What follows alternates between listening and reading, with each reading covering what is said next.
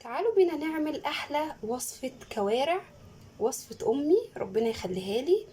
هنعملها خطوة بخطوة مع بعض. تعالوا نشوف هنعمل ايه مع بعض. جبت حلة، حطيت نصها مية تمام وسبتها تغلي.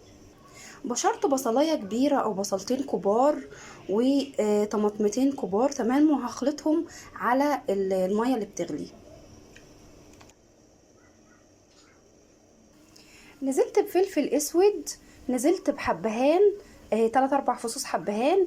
نزلت بورق لورا، 4 5 ورقات لورا تمام.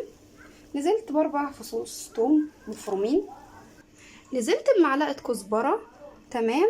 وبعدين نزلت بالكوارع تمام. وبعد كده هديها تقليبة وهسيبها ساعتين كاملين على النار، بس خدي بالك عشان ما تلزقش. طيب هي كده خلصت؟ لا، تابعوا الريل.